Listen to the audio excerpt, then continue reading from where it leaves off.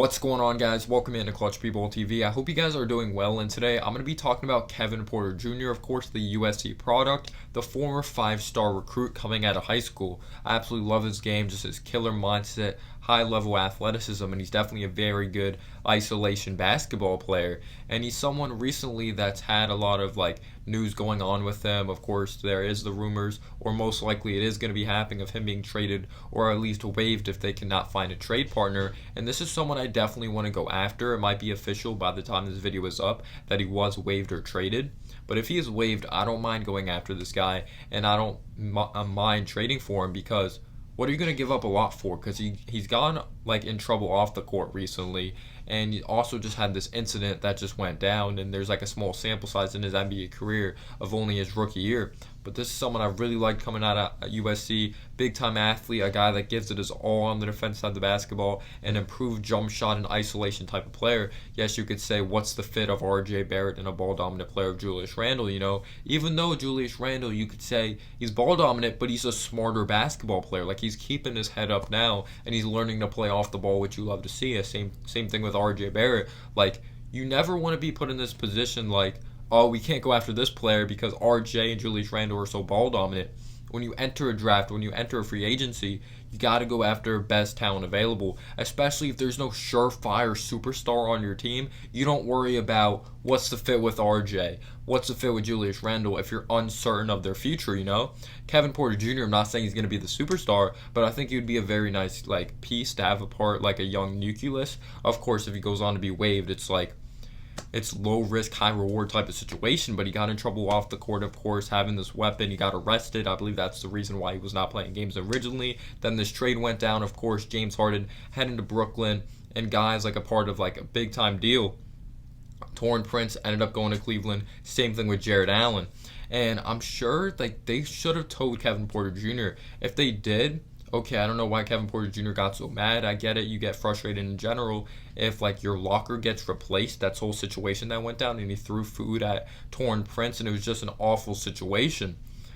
But when you just think about the full picture, did the Cavs organization tell him that his locker was going to be replaced? Because I can just feel the frustration if you show up and your locker is being replaced. But again, you have to realize you are a professional. This is a business. You never know when your locker will be replaced. But I understand if no one told him. But he came off of a good rookie year. Of course, having a coach at V-Line out was not great. He was a good coach at Michigan, but he's really not good at connecting with players. And he did not play Kevin Porter Jr. throughout his strengths or give him consistent minutes. And he still was a good basketball player, at least a solid one. Averaged 10 points per game. His three-point shooting improved throughout the season. He just showed off his freakish athleticism getting to the basket. And the Knicks definitely need some scoring of the ball. Yes, we're one of the top defenses, but we desperately need scoring. And the trade value, it won't be high trade value because of the troubles he's gotten in lately, and the Cavs looking to trade or waive him. Again, if they don't find a trade package, they're probably going to waive this guy.